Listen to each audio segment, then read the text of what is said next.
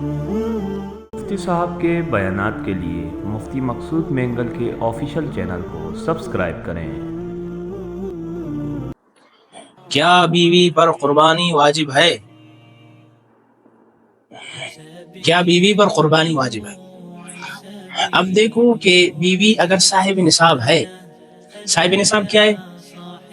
52.5 تولہ چاندی کی قیمت اس کے پاس موجود ہے۔ آج کل ہر ایک کو پتا ہے کہ موجودہ ریٹ کیا چل رہا ہوتا ہے، جیسے 1,00,000 کوئی 52 ہے، 53، 55، 60، 65 اس بیچ میں چل رہا ہوتا ہے۔ تو آپ معلوم کریں گے 52.5 تولہ چاندی، اس کا نصاب بھی جاننا چاہیے۔ نصاب کیا ہے قربانی کی؟ سونا، چاندی، نقد پیسہ، مال تجارت اور ضرورت سے زائد جتنا سامان ہے۔